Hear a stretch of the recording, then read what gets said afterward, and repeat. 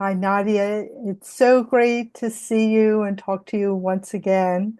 Um, we were originally going to talk about the vagus nerve and the gut-brain connection, but then when I saw that you had released a book, I thought we'd pivot and talk about that, and we'd cover these topics another day. So you have a new book called Quantum Healing Unlocked: Step-by-Step Guide to Healing with Frequencies, Lasers, Lights, and Terahertz Technology, with an incredible graphic. Look at that. That is gorgeous. So, first of all, what made you decide to write the book? So I've been using various frequency devices since 1999 and been using light therapy. I'm thinking 2005-ish. I don't know the exact date. And what I mean by light therapy, that's like infrared, near and far infrared. More recently, terahertz has come on. It could be lasers. I did low level light lasers. That's what I started with.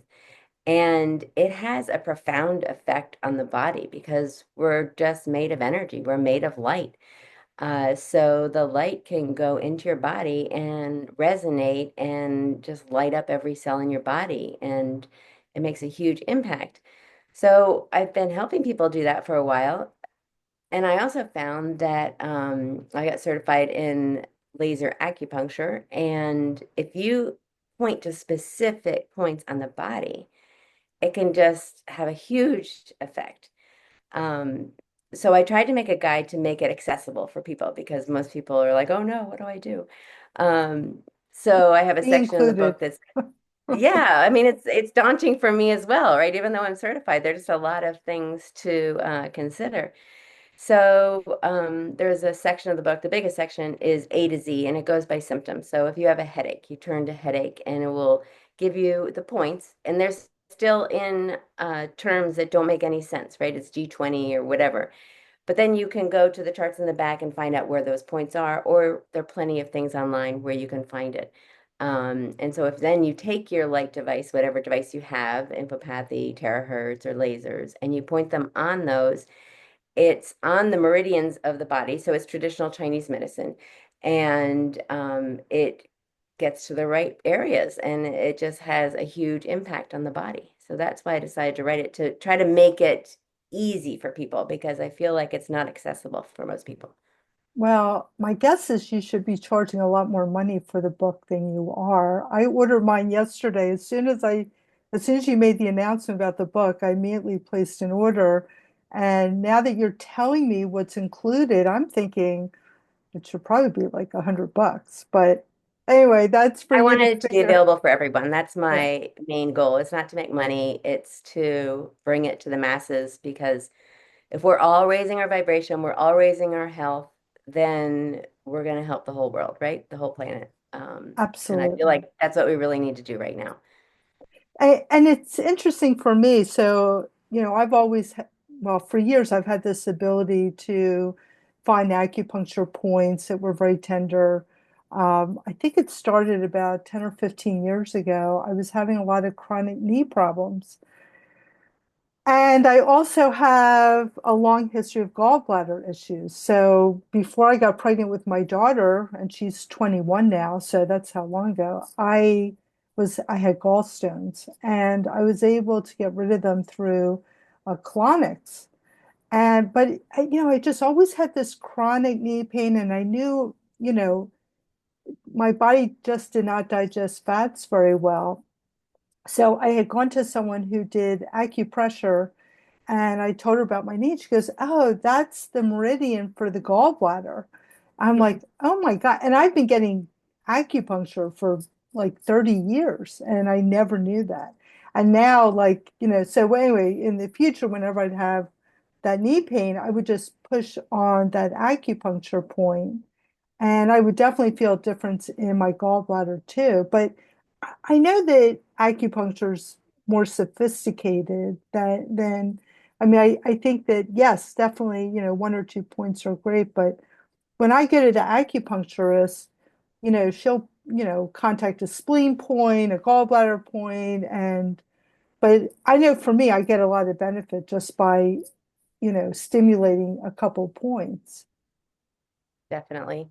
It's like anything, right? If you have to get to the root causes. So then you have to start thinking, okay, why is the gallbladder cranky, right? So, you have to kind of go and dig deep, deep, deep. But even if you don't have a background in it, it's nice to relieve the symptom, right? And then that allows you time to dig a little bit deeper. Yeah, you can't replace an acupuncturist who's gone through, rigorous training. There's no doubt. I love my acupuncturists. And for people who don't know, I mean, you can actually do brain surgery without any anesthesia, just with acupuncture. Um, so it's real and it works on animals. We know it's real. There are no placebos in animals. So if you haven't explored that, I would highly recommend exploring acupunctures And, because it just helps the meridians, helps the whole body. yeah, and if you think about Chinese medicine, it's been around for like 5,000 years. So if it didn't work, it wouldn't still be around. Exactly. I've had tremendous results with it. But so your guide, well then, like let's say I get headaches. I can look in your guide under headaches and it will tell me which points I should be stimulating. And I could do that either with a terahertz wand, Yeah, infrared a light, laser. whatever Okay. you have, infopathy. Headaches is actually kind of easy. There are a lot of points, but it's like here and here. If you hit here and here, it's going to reduce. Um, Sometimes it's easy, sometimes it's a little bit more complicated, and you have to go into the meridian. But yeah, it's fairly simple once you kind of embrace the concept of it. So can you describe like the differences? So we got red light, we got red light therapy, we have the terahertz, and we have the lasers. So what would you say are the differences, or could you just go through each one and kind of explain what each one is and how it works in the body? Yeah, so basically it boils down to how deep does it penetrate and what frequency is something resonating as. Um, and we want it to go as deep as possible in general, right? So we have near infrared, far infrared, and that possibly gets down to about an inch into the skin. Um, and then you have terahertz, which can go 8 to 10 inches, and 1064 lasers, which can go between 6 to 10, depending on if it's medical grade or not. Um, so the deeper you can penetrate into the body, it's been my experience that you'll have faster results because you're getting down into all of the cells and all the tissues and possibly even the bone at some time. So that's kind of the easy way to explain it, but they're all beneficial. I love all light therapy. So are there any contraindications to using these devices? Different manufacturers have different contraindications. Terahertz, for example, one manufacturer says, be careful if using it on if you have a heart condition or an open wound. Most lasers and terahertz say, you want the wound to close a little bit. You don't want it to be an active bleeding wound. But the other contraindications, it varies uh, device by device, so it's good to check with them. And then same with the PEMF mats, right? Because that's frequency as well. So Yeah. that varies as well, depending on the device and depending on the manufacturer. So it's always good to check with them. And I know that with terahertz, they always tell you to not use it over an area where you've had an implant, Some breast devices say implant. it's okay, and some devices say it's not. So Oh, it's okay. I really did. kind of contradictory in their information. So I think it depends, and I can't tell you why it depends, but yeah, it's kind of interesting. So can we talk about structured water for a second? Like Sure. when I first got my terahertz wand, the first thing I did with it was I was told about using it to structure your water. And I had no idea what that meant, but I did it anyway. I followed the protocol for structuring the water, and I would drink that. And, I definitely felt a difference in my body. But could you explain that a little bit more? Yeah. If we think about pure water, like the water we used to have, it used to be spring water, and it would come from the mountains and it would trickle over stones, and it was pure and it was clear. Well, that trickling over stones actually structured the water, because it's introducing air to the water. We see that's when we put something in a blender, right? If we just put juice in a blender or anything in a blender, it's flat, there's nothing there, but the volume increases when we put something in a blender because air is introduced, and that air is actually structuring it, and it's changing the molecular structure of it.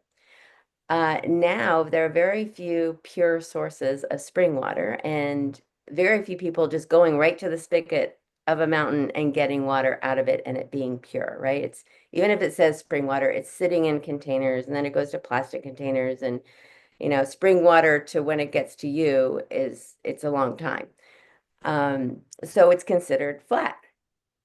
Oh, I forgot to mention also when it's going through all of those rocks and minerals, it's absorbing minerals, right? They're real minerals from the earth.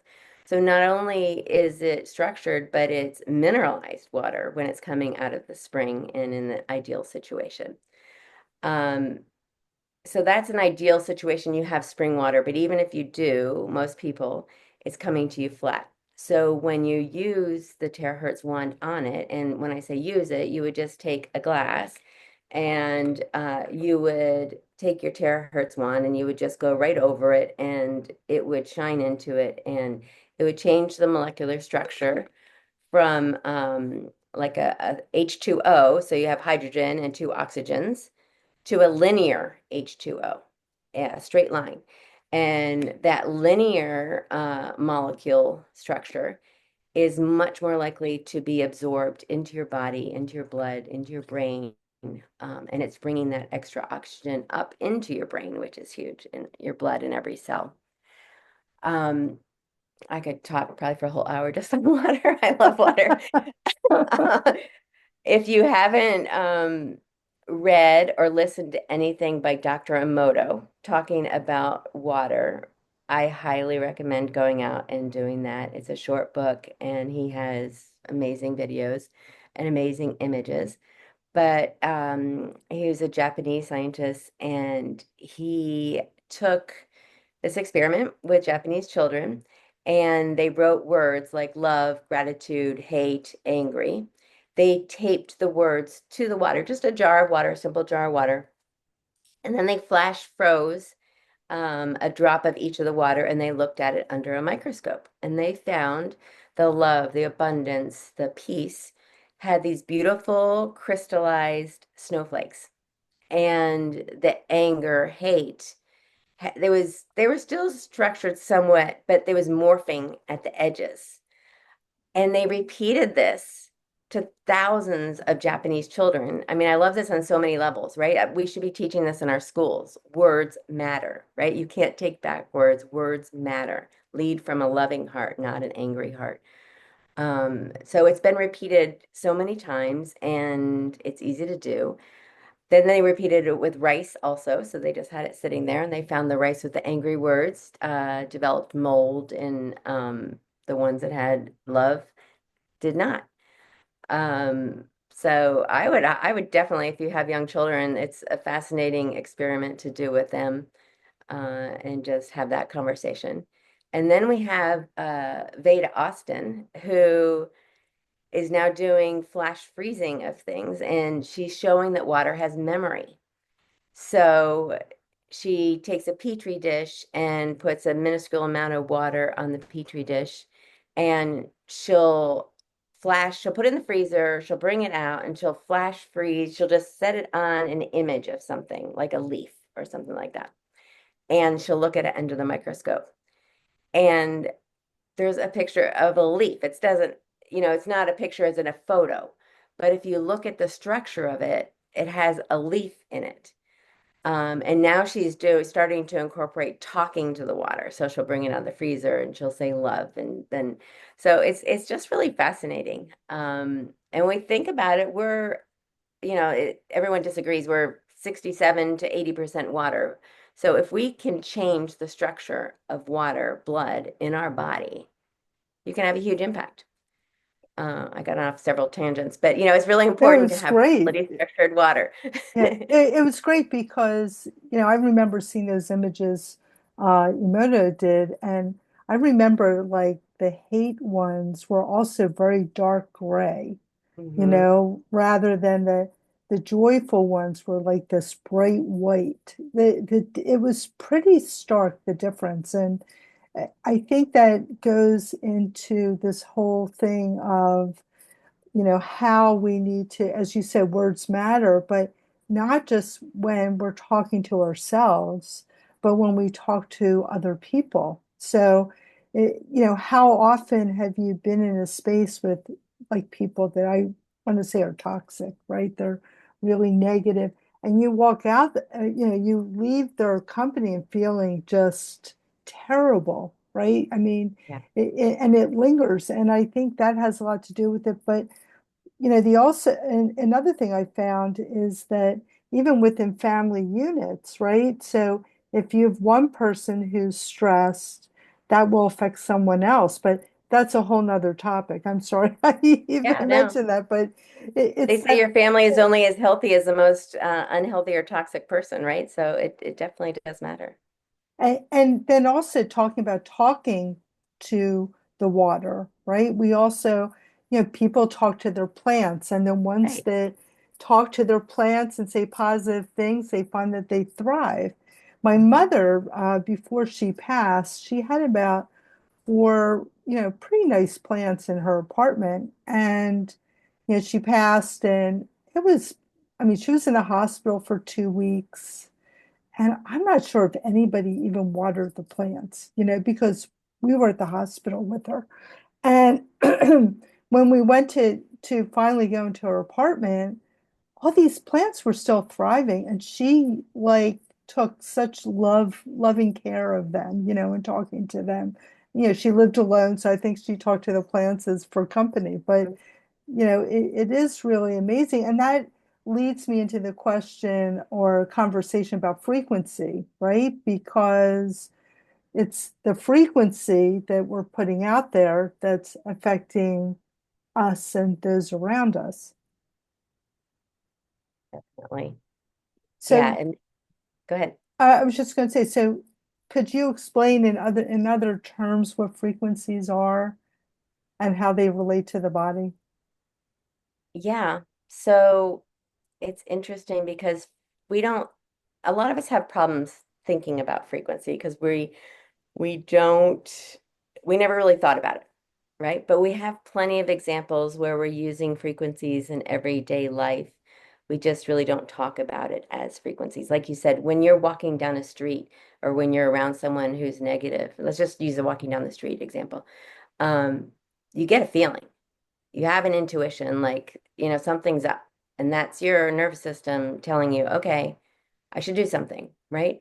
I could turn around, I could do whatever. It's you have that feeling. And that's actually a frequency, right? It's your nervous system, your internal DNA and cells alerting you and saying, okay, time to make a move. We need to do something, right? It goes back to that amygdala, that fight or flight, like when we smelled fire or a tiger was chasing us, that you're just gonna act. That's actually a frequency in the body. They can measure it in the brain and the body. Um, like a key fob is a frequency. My key fob doesn't work on your key fob. MRIs, we don't think of that as frequencies, but they resonate at a certain frequency and they give us pictures. EEGs for the brain, right? That's 5 to 42 hertz, zero point 0.5 to 42 hertz. It's able to tell us all sorts of information, but it's frequencies, right? PEMF therapy is frequencies. It changes the cellular level, voltage, and everything. That's like 1 to 1,000 hertz. And then we have like low level lasers and stuff like that. We have, what are some other things? Metal detector. You're walking along. There's no cord between the metal detector and the item that's found. But there are three different sounds that pop back into the person's ear, right? If it's nickel or if it's copper or if it's gold or if it's silver, there'll be different frequency sounds in the ear and they'll know. If it's gold, they're going to dig super fast, right? So we have a lot of these examples that we use every day. We just don't really think of that they're frequencies. Every atom, molecule, organ in the body has a unique resonant frequency. It's like a natural vibration, which it functions at when it's optimal. And when it's not optimal, it changes. And those changes can affect through illness, dysfunction, depression, anxiety. It's your body being out of sync with its natural state.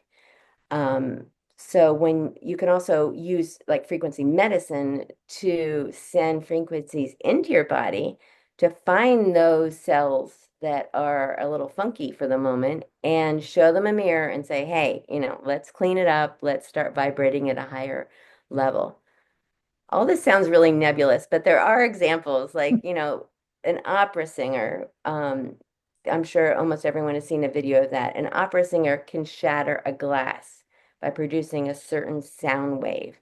And that sound that it's producing is actually the same as the glass, right? So she or he has to hit that perfect sound. So that's frequency. Um, Albert Einstein said everything in life is a vibration, right? We've known for a long time that frequencies are really, really important. I think we've just lost sight, some of us, and we need to kind of get back into that, um, talking about frequencies, raising our frequency. There's so many examples. There's prayer, right? So many people believe in the power of prayer, and that's sent from a distance. You don't even have to be near someone. When you get a group of people or even one person together sending positive, healthy, loving thoughts, it can make a profound impact on But the and frequency. it's funny you mentioned prayer because um, I find that if I go to a church or a synagogue, like it doesn't really matter. But when you get a group of people together also and they start praying, I really feel it in my body. I actually start crying. And again, we were just at a church. We were at a Baptist church a few months ago when we were visiting my in-laws. And I was brought up Jewish. Like I'd never been in a Baptist church before. And I just started bawling, and I think now that you're talking about that, I think it was just the whole frequency, the whole vibe of the whole, people in the church was so high that it really affected me. And everybody walks out lighter and happier. And, I never thought of that in terms of frequency. So I'm so glad that you pointed that out because that really does make sense to me. Yeah, it's interesting because 432 hertz is like the natural resonance frequency of the universe. It also promotes relaxation and calm. And then 528 is known as like the miracle frequency of love, and that's associated with DNA repair. So prayer, church music, excuse me, and then mantras and meditations and ohms, a lot of the time they have the 432, 528 in there, the pitch of the song or the ohms or whatever. So the response in the body is just huge. It just like raises up. So if you look at it from like a scientific view, it has a huge, profound impact as well. And what about grounding, right? So, I mean, I think for most people that maybe find this a little woo-woo, I think pretty much Yeah. everybody can relate to putting your cell phone away, going outside, if you could take your shoes off and connecting with the ground, that also has that very calming effect. Grounding is so important, and it's difficult for a lot of us in our winter months because, when you're outside and you're looking at the sun before 10, that sunrise, sunset, or even before 10 and after 4, they're actually photoreceptors in your eyes. that change your brain and help you with sleeping, help you maintain your level of calm, ease, and peace. And when we don't get that, we can get a little chaotic in our nature. So getting out in nature is really important.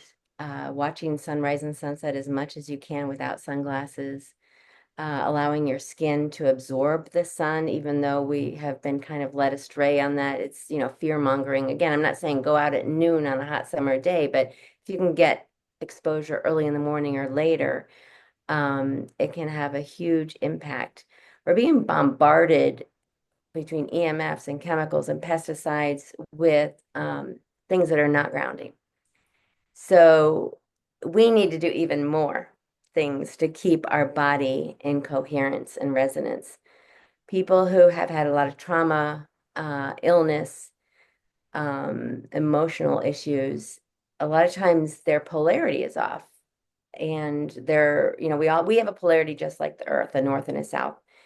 And when your polarity is off, you're kind of stuck in that fight and flight mode. It's like driving around with your gas and your brake on at the same time. And grounding can really help with that. So it becomes difficult. It's like this repetitive cycle, right? Because if you're already into a kind of a depressive state, you're not going to want to go outside. You're not going to want to look at this. You're not going to want, and it just gets worse and worse and worse, right? So we've kind of have to break out of that. It's even more important for people who are ill or struggling with something to get out and doing grounding things. Like you said, take off your shoes, get out in nature. Um, it's super important. Like if when I go to the beach, every cell in my body tingles. I really resonate with that. It's a combination of the sound from the ocean, right? The negative ions coming off, all the energy. You're feeling the vibrations when you're walking on the sand. You have the sunset. You have I don't really go out in the midday, but I love being out early in the morning or later. For me, that is the most healing thing. For others, it's the lake and the mountains, and I love that as well. But my body just vibrates when I'm able to get out at the beach. I was just going to say before you mentioned the beach that even though I live in Western North Carolina with these incredible mountains, every time I go to the beach, for me, it's like a spiritual experience. Like I don't feel the need to look at my phone at all. I don't watch TV. There's just something where I feel at peace, and I guess, the cells of my body are just happy. I guess I don't know how else to say it. Yeah, they're charged up. Well, you have it. I mean, you have amazing waterfalls there, right? Uh, Yes. and they've shown that I think the numbers, if I get this correctly, a small waterfall, depending on how small it is, it's like 5,000 negative ions coming off it, but like a huge waterfall, and you have some amazing ones there, Yeah. are around 10,000 negative ions. And for those that don't know, we want negative ions because we have so many positive ions with EMF and everything. So we want those negative ions, even though it says negative. And then when you're at the beach with low waves, it's around 10,000 negative ions. But if it's really churning, like, a big storm or anything like that, then you're getting up into like the 25,000 negative ions. Wow. And those negative ions it's like a battery. It lights you up. Yeah, I love and it's funny you say it because I never really thought about it, but we've lived here off and on for like 25 years. And when we go hiking, I would always seek out the hikes with the waterfalls. But I definitely love the sound at being at the beach, the sound of the waves. You know, I don't even have to go to the beach where my feet are on the sand. Just being by it is helpful. So, so we both use this bioresonance scanner that puts out frequencies. And, for me, I've been using it for about a year and a half now. And I, for one thing, it'll scan your body, tells you what's out of sync, and then it'll optimize those frequencies in your cells of your body to bring it into balance. And I wasn't planning on talking about this, so I know it's like doing a 180, but One thing that I found for me that I really connect with the most are the tuning fork frequencies. I think because of the transducers, I can put them in my hand and I can feel that vibration or different parts of the body. And, in that part of the scanner, it actually shows you what the different frequencies are for the different types of cells, liver versus GI or stomach. And I think that like for me, even though I've had these great results using the scanner and been blown away how it can identify, even though it doesn't diagnose, it can identify areas to look at in the body. I think for me, I'm just more of a touchy-feely person. So it's easier for me to explain and even just connect with that piece of the scanner more. Yeah, I love the tuning forks, and I wasn't using them as much until I spoke with Eileen McCusick, and she had such an amazing, so many amazing concepts. She's a scientist, and she didn't believe in tuning forks. She thought they were woo-woo, and now that's her mission, right? She's written books, she gets on stages all the time. Um, it's really amazing. Tuning forks, if you're not familiar, if you have two tuning forks side by side and you strike one, the other one will start vibrating at the same frequency, even though it has not been struck, right? So we know that that's resonance. That's one frequency going into the other one and making it vibrate. That's kind of what we've been talking about, right? Waves travel through the air and body, and they cause vibrations at a cellular and energetic level. Um, so Eileen talks about how there's not only do we have resonance in our body, but we have a biofield outside of our body. That's scientifically how you would explain it, right? Woo, how you'd explain it would be aura, right? Or even just practical, how you would explain it is what we've been talking about.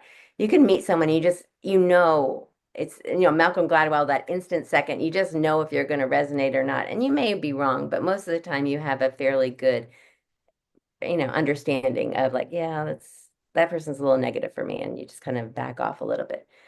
Um, so she started telling me about using the tuning forks in the biofield, not even on the actual body, because when I was using them, I was using them on the body. If I had a headache, I'd put it here.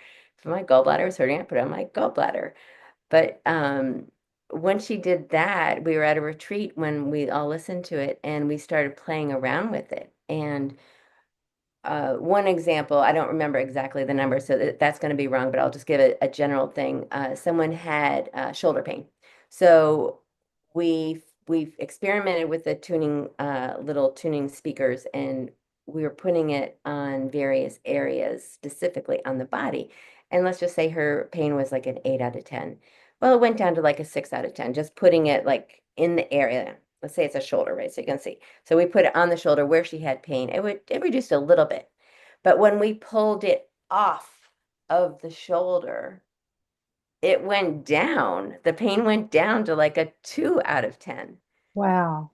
So it just kind of blew my mind because I hadn't really thought of that, right? I think because my mind is a little scientific in nature. So I think like fascia, connective tissue, all Right, of me that. too.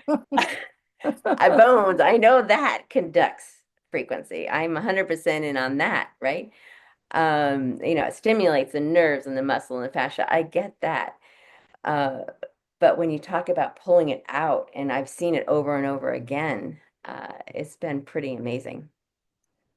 Yeah, and you talk about like that sense of when you're around somebody, that biofield. I never put it in those terms in my head, but I've often talked to people about, you can be at a party and somebody like walks up behind you that just like they don't have to even be that close and you already get this bad vibe from them. Yeah. And yeah, so I never thought of that with the tuning fork. So I'm definitely going to try that because that makes a lot of sense that somehow in the biofield it's being amplified, Hmm? basically. Yeah, So yeah, so that's interesting. And have you ever had a sound healing done with the singing bowls? Yeah, that's love very that. powerful too. It really is. I think it was about 20 years ago. I had a sound healer come to, at the time I had a healing arts center in Asheville, and she wanted to demo it for me. And she put all these singing bowls around my body. I was lying down on the floor and or like even a gong, right? You're Yeah, around somebody who's using that gong. So I guess that's another way of explaining frequencies for someone who doesn't understand, or taking a glass with water and then going around the rim. That would be another example of frequencies. definitely. Yeah. We're um we're having a retreat in Tulum, a healing retreat, and I'm so excited. We found in Mexico they have cenotes, like underground cave with water, natural spring water, super mineralized. So we found someone that's going to do a sound healing in the water in a cenote. So can you imagine? I mean, like the whole thing is going to be vibrating. Yeah, But also, you may never that leave. I know, right? I'm moving. They're gonna have to drag you out of there. Yeah. Something you said reminded me also, like the biofield, our bodies and our biofields hold emotional energy and hold trauma. Um, an example is most people can probably relate to is if you're really sad about something or someone dies or a bad breakup, there's grief and sadness and crying around it, and we tend to store that like in our lungs or our heart, and sometimes in the beginning it's like difficult to breathe, it's so sad, right? So we know that those emotions can kind of be stored in our heart and our lungs, as well as elsewhere in the body, but that's typically there. Tuning forks like can have a profound effect not only on the physical symptoms in the body, but also in kind of sweeping that energy out of the body.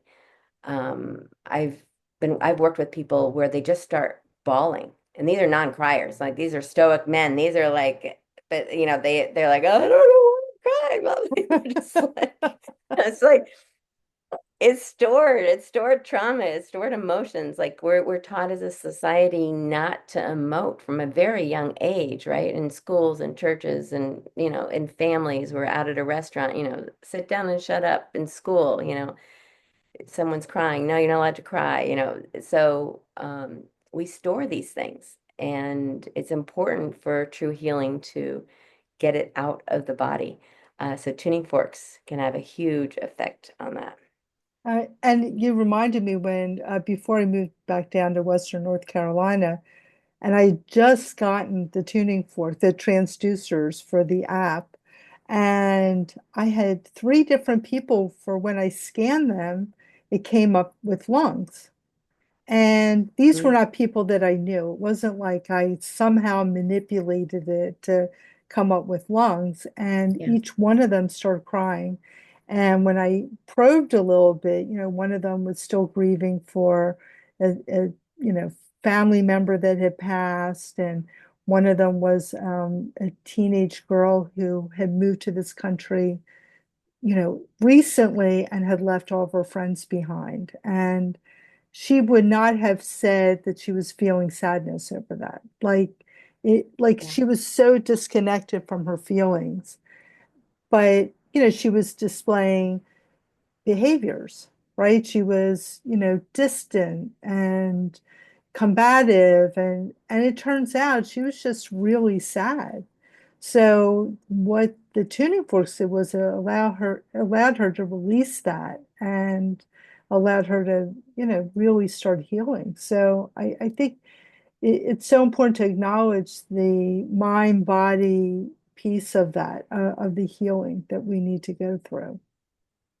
And a lot of times it's in the subconscious. You're not even aware it's there, right? It's not a conscious thing because most people don't want to be sad, so they just put out of your mind, right? It took me 3 years to even grieve for my mother because it was too raw, it was too painful. I couldn't go there. So I had to stuff it down, right? Yeah. So, but if it's never addressed, then I mean, even the NIH says that like 85% of illnesses are some sort of trauma and emotion, a root is one of the root causes. So it's pretty profound if they're saying that, right? Right. it So, if so, we're getting to the time where we need to wrap this up. So, I was just wondering if someone's listening and wants to attend your healing retreat. First of all, do you have any spots open? And second, if you do, how would they reach you to or sign up for it? Yeah, we do have spots open, and you could send a message to Nadya, Nadya, Lutz, Lutz, at yahoo.com, and I could get you some information for that. Um, yeah, we'd love to have you. Okay, great. And we are going to do that other interview soon, talking about the Great. vagus nerve and gut-brain connection. But I just felt It like kind with of your all ties in because without a strong vagus nerve, your emotional regulation is off, right? So, absolutely, but I just felt with your book coming out and so many people are starting to wake up to frequencies and understand that that might be what they need to heal. They've tried everything else and they're ready to put their toe into the alternative world, even though frequencies are not alternative, but in a lot of people's mind they are. So I appreciate you coming on to talk about that today. well, one thing that's nice is they're harmless, right? In the world we deal with, they're harmless and they're non-invasive and it's a wonderful natural alternative. And I highly suggest you reaching out to Nancy if you want to give something a try because she has an amazing device that can really change your world and change the world of your family and everyone around you. So yeah, thank you so much for having me on. Thank you.